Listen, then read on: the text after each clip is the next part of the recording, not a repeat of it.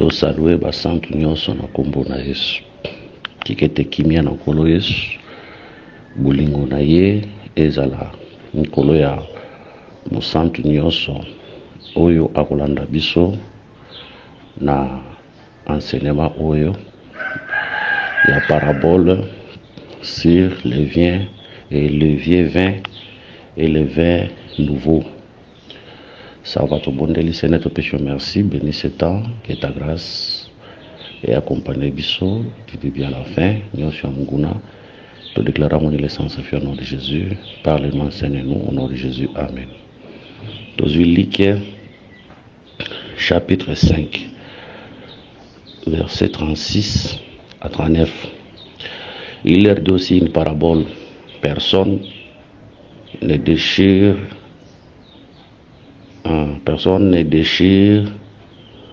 d'un habit neuf un morceau pour le mettre à un vieux habit, car il déchire l'habit neuf. Et le morceau qu'il a pris n'est pas assorti au vieux. Et personne ne met du vin nouveau dans des vieilles outres. Autrement, les vins nouveaux fait rompre les outres. Il se répand et les outres sont perdues. Mais il faut mettre le vin nouveau dans des outres neuves. Et personne, après avoir bu du vin vieux, ne veut du nouveau, car il dit le vieux est bon. Voilà. Que le Seigneur soit loué. Alors le Seigneur a zopé sa parabole na verset, je crois, 36, abandi koloba ke bakoki kosangisa elamba ya karate na elamba ya sika. Je crois parabole oyo alobeli yango ba place pe ebele, même na Matthieu pe alobeli yango le temps que luka yango na fui, même na Matthieu pe alobeli yango alobi boye. S'il vous plaît, awa lobi na Matthieu 9, 17, on ne met pas non plus abanine toujours verset 16. Personne ne met une pièce de drap neuf à un vieux habit, car elle comporterait une partie des habits et la déchirure sera pire. Donc awa lobeli drap na habit, mais na lik alobeli kaka vêtements. Donc le Seigneur a bandi na parabole na ye azolobela nan oyo ezali abi elamba ya kala na elamba ya sika akiti na se alobeli le vin nouveau et le vin vieux et le vin nouveau. Donc cela veut dire ezaka eloko moko elamba na vin eza eloko moko. Elamba na vin eza eloko moko. Voilà. Donc tout se perdre na interprétation parce que eloko azolobela elamba yango azolobela le vin. Voilà. Tozokende kozwa Romain parce que bazolobela il est question il y a vin oyo vieillir, vin oyo vieillir na vin nouveau. Alors vin oyo vieillir yango ne lamba ya kala, vin nouveau yango ne lamba ya sika. Ok. Tozui Romains 7, 6. Mais maintenant nous avons été dégagés de la loi, étant morts à cette loi sous laquelle nous étions retenus, de sorte que nous servons dans un esprit nouveau et non selon la lettre qui a vieilli. Voilà. Nous avons compris que la loi, c'est la lettre qui a vieilli. La lettre qui a vieilli, c'est la loi. Tu comprends que ce qui avait vieilli, c'est la loi. Il y a le vin vieux, c'est le vin qui a vieilli, c'est la loi. Les vêtements où Kalawana peut vieillir, c'est toujours la loi. Donc c'est pour dire qu'ici on comprend tokoki kotia mobeko nangulu esika mote. Tokotia mobeko nangulu et sika mon côté. Même tout ça ko tuna mendeni kastote ya kala loi au témoignage oui. Tozo ndimake nzamba bandaki na mobeko pour abikisa bato. Il devait marcher premièrement par la loi à na grâce pour sauver bato. Donc nzamba pour abikisa bato abandaka mbala mona grâce te. Ils ont procédure abandé dans la loi à na grâce bon abikisi bato. Aujourd'hui à l'église tozo se servir na loi comme témoignage. Hein? Les autres vont se servir na mobeko comme témoignage.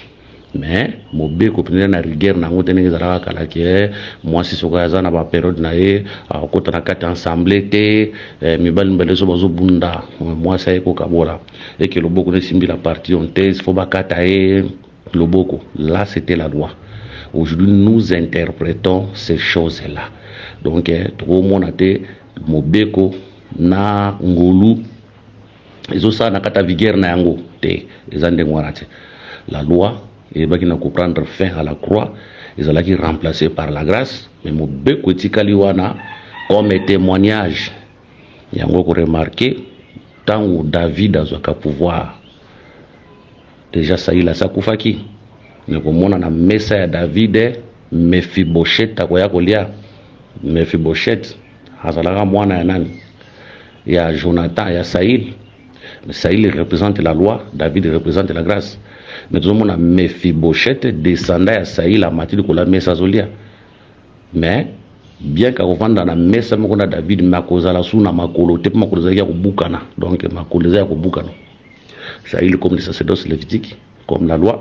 Mephibosheth total s'appelle les œuvres de la loi, ou soit même la loi, mais Ezawana pour na témoigner, pour Ezana ma colote, pour me ficher à sa Bukana ma colo. C'est pour dire que la loi est en vigueur na yango nyonso te lelo na kati église ça la tende bono ça na ombre mais la loi est là pour rendre témoignage makambo to terre tozonga ande kuna tozonga na mobeko toziango pour te expliquer hein les choses que nous prêchons. Voilà pourquoi lorsque les apôtres prêchaient biso tant tozo te alelo tozo salela les écrits des prophètes et les écrits des apôtres. Mais quand les apôtres prêchaient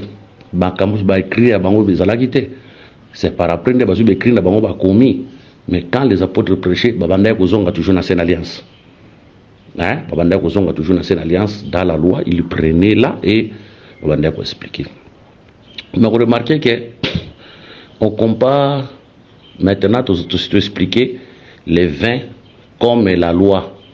Les vins vieux c'est la loi, Draya Kalapé c'est la loi, les vins nouveaux c'est la grâce. Draya Sikapé, c'est la grâce. Là, la loi, tout le monde a l'enseignement. Tu comprends l'enseignement. C'est pour dire que des prédications, hein, des prédications, bah oui, qu'on s'enguille ça yangote. So bah s'enguille ici, et qu'on paie ça mabé, des prédications. Voilà, tu comprends. Par là, nous avons compris que la prédication est comparable à vêtement. La prédication est comparable à vin. La Bible dit que le vin réjouit le corps.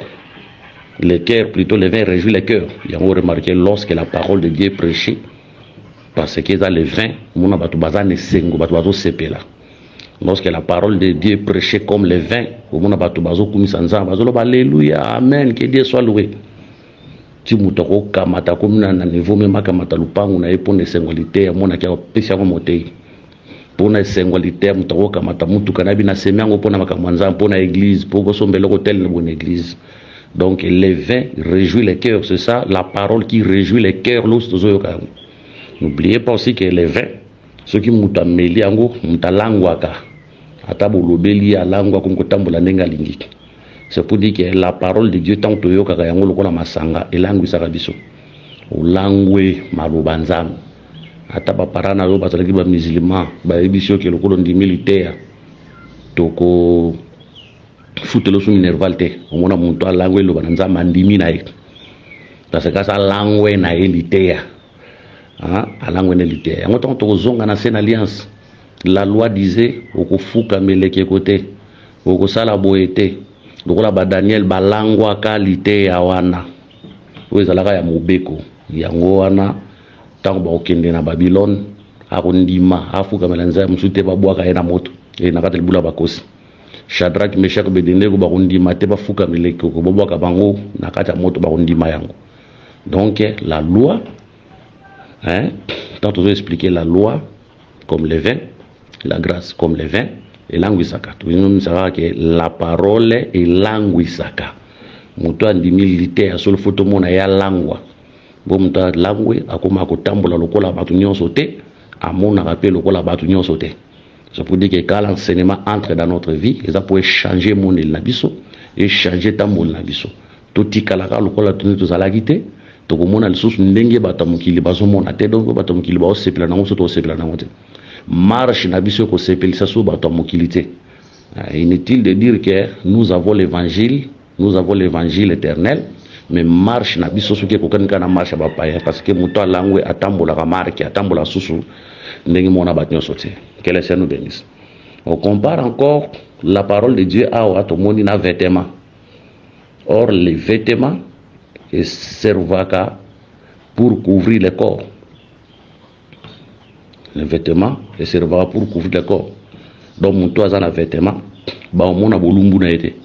Mais mon toit a un vêtement, bolumbu na été comme on a. Les vêtements couvrent le corps.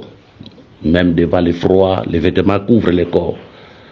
Même devant le froid, c'est pour dire que la parole, c'est pour dire que les vêtements couvrent le corps. C'est pour dire que la parole autondimi est la protection nabiso, est la défenseur nabiso.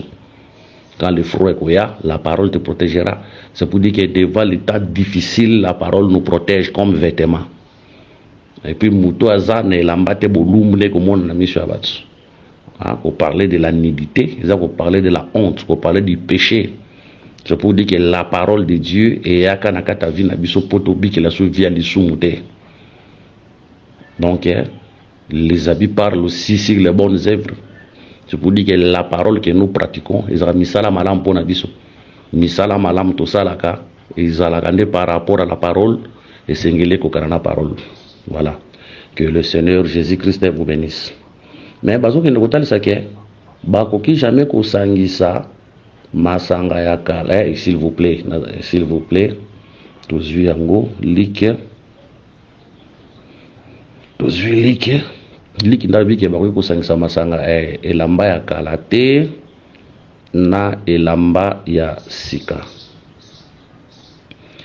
Awa lik 7:37 et personne ne peut, s'il vous plaît.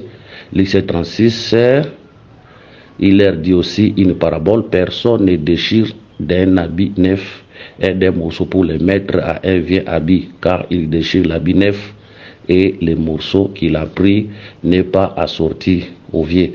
Cela veut dire lamba ya kala, ne lamba ya sika, bako sangisa ngote.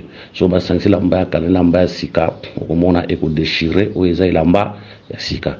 Donc awa ezaka pona kotalisa biso tout simplement que on ne peut pas mélanger les deux enseignements ensemble.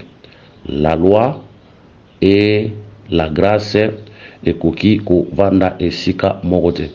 Et loko yo soki tozwi nde tolobaki bantoma bande kozonga na ancienne alliance soki tozongi je crois na mukanda ya Lévitique si je ne me trompe pas 19 verset 19 vous observerez mes rois tu n'accoupleras point des bestiaux de deux espèces différentes. Tu ne semenceras point ton champ de deux espèces de semences et tu ne porteras pas un vêtement tissé de deux espèces de fils. Ah, nzamba zolo ba ona ndenge mususu. Que na kati elanga bakoki kotia ba semence mibale te. Or le champ c'est un peuple. Selon 1 Corinthiens chapitre 3 verset 9. La Bible dit que vous êtes le champ de Dieu, l'édifice de Dieu. Na kati elanga bakuta nkona mibale te, cela veut dire des enseignements te. Parce que nzamba linga ba mélange de Dieu n'est pas le Dieu de mélange. Yangwana Eli akoyebisa peuple cessez de cocher de deux côtés. Si l'Éternel est Dieu, boya nangamna. Ceux qui bala zanzambe bokene nangamna.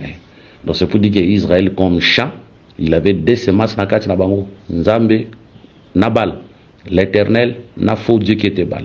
Donc ici on comprend que le champ comme l'église comme le peuple de Dieu, deux semences, c'est l'enseignement de la loi et de la grâce où tu coûtes sika mon côté t'expliquer déjà na débit.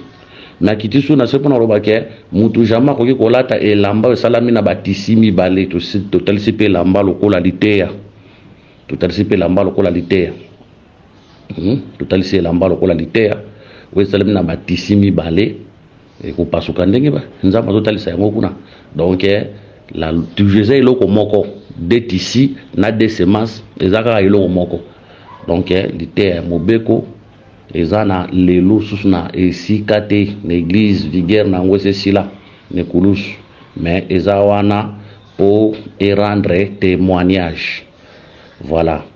Mais dans verset 37, alobi, et personne ne met du vin nouveau dans de vieilles outres. Autrement, le vin nouveau fait rompre les outres. Il se répand et les outres sont perdues. Mais il faut mettre le vin nouveau dans des outres neuves. Nasuka bi, et personne après avoir bu du vieux nevé du nouveau, car il dit le vieux est bon. Voilà. A balobi ke mutoko kamata soka zui masanga ya sika. S'il vous plaît, babi, et personne ne peut, balobi, et personne ne met du vin nouveau dans des vieilles outres. Voilà, outre manaki kozala, wana po kozonga so consulter la dictionnaire. Outre ezalaki ba biloko bandai kosala kona ba poso ya banyama. Ezalaki biloko ba vase banda osala ngona ba poso ya nyama po bakamata bacha kaswa vin na kati to iloko moko ya kolia bo na kati wana. C'est ça. Donc outre ezalaki quelque chose pour la récipient to koloba to iloko moko banda kosala ngona poso ya banyama. Maintenant balobi ke na outre ya kala bakocha vin ya kala, na outre ya sika bakocha vin ya sika. Pour que outre ya sika kotina vers si que continue outre ya kala et kopanzana. To expliquer déjà les vins vieux et les vins nouveaux comme l'enseignement de la loi et l'enseignement de la grâce. Outre maintenant où Seigneur contenir vin, ils ont représenté les hommes. Pour toujours outre comme les vases. Hein, ils ont eloko moko. Outre awa na vase, ils ont bima eloko moko Seigneur contenir les vins. Mais maintenant, il faut que je vienne à ce côté na kata outre ya kala ko panzana. Donc, tozana outre ya kala. Donc, outre ya kala, ils ont là ça les vieux hommes. Tandis que outre ya sika, ils ont là ça l'homme nouveau. Outre ya kala, ils ont parlé aussi les vieux hommes. Outre ya sika, ils ont parlé aussi les vins nouveaux. Outre ya kala et représentant le frère Moïse, qui na 20 vieux katina qui était la loi. Outre ya sika et le Seigneur Jésus-Christ, qui na 20 ya sika qui est l'enseignement de la grâce. Hein? Premièrement, outre ya kala c'est le frère Moïse, qui na 20 ya kala qui était l'enseignement de la loi. Outre ya sika, vous voyez, outre ya sika, ils ont mal l'église du Seigneur, et ils ont mal le Seigneur Jésus-Christ, ouais, qui n'avait un sika, vous avez l'enseignement de la grâce. Wana, tout le bien bon. Après, tu vois que tu as que outre yakala et représente le peuple d'Israël. Où bazalaki na enseignement yakala, les 20 vieux qui étaient la loi. Mais tandis que outre ya sika, ils ont représenté l'église du Seigneur Jésus-Christ, au-dessus 20 à sika, qui est l'enseignement de la grâce. Nous avons dit que ceux qui ont 20 à sika, ils ont 20 à outre à kala ko panzana. C'est pour dire que l'enseignement de la grâce aujourd'hui, ce côté yango, il n'y a pas outre à kala, il n'y a pas un peuple d'Israël, il est l'eau. Barundi mayangote. Et vous savez, l'eau côté pour na bango, barundi mayangote. Parce que on va dire outre ya kala. Voilà, on va dire outre ya kala. Mais toujours que nous tolobi que outre ya kala pe tout le monde qui m'a dit bosso hein outre ya kala et tout ali sa mutu ya kala. L'homme hein qu'est-ce que je dirais mutu ya kala l'homme ancien le vieux homme plutôt pe outre ya sika les autres ali ça les l'homme nouveau. Voilà, c'est l'homme nouveau. Mais la Bible, dans le verset 39, et personne après avoir bu du vin vieux du vin vieux ne veut du nouveau, car il dit le vieux est bon. C'est ça, Isaka Israël. Israël, le lot a mêlé, comme Outrakala, a mêlé vin, yakala, moyen, suba PC, vin ya sika, comme la te, pour le vin, le vieux vin est bon. C'est pour dire que pour Israël, l'enseignement de la loi est malam. Jusqu'à présent, l'enseignement mobeko. Mais Israël ne peut pas goûter na vin nouveau. Ou le vin nouveau, c'est l'enseignement de la grâce. Mais jusqu'à présent, Israël a quand même un enseignement à Mobeko, a bouilli l'enseignement de la grâce. Tu vois que il y a ça milieu à Kala. À Koboya, ma vieille personne, après avoir bu du vin vieux, ne veut du nouveau, car il dit le vieux est bon. Le coup là, il y a ça Mélanie Masanga ya Kala, qui est l'enseignement de la loi. Yango tant Christ ayaki bango ba ondima ete tant Christ ayaki na lite ayaki nango bango ba ondima ete bango wasi bakangamaki na mobeko batikalaki na mobeko yango na moyen bazwa enseignement ya sika ou le Seigneur ayaki na yango ezate. Voilà, que le Seigneur nous bénisse. Nous devons marcher dans la nouveauté de vie afin que le Seigneur nous bénisse. Mais ce que tu as dans la vie à Kala, et vous allez passer pour tous les biloko mususu, que pas Nzambe. Oui, Dieu nous a donné la vie éternelle. Mais aussi, on a surtout tambola na kata vie éternelle. C'est tout tambola na kata marche à sika. Tout tambola en nouveauté de vie. C'est alors que le Seigneur nous bénira. Ndako pesa biso makambu ya sika. Mais ce qui tokotika la kaka na vieil homme mutao sambela. Mais bon moto akale kufa na nuti na kati na e. Vous allez passer pour le Seigneur aille banako visiter. Hein? Parce que Dieu aime celui qui les craint. Voilà, que le Seigneur vous bénisse. Donc vous continuez prochainement, toujours avec les paraboles. Priez pour nous. Coordonnez Ali, plus 243 84 22 64 114, plus 243 99 88 77 333. Paix en Christ. Tokutani prochainement, na continuité enseignement na biso sur les paraboles.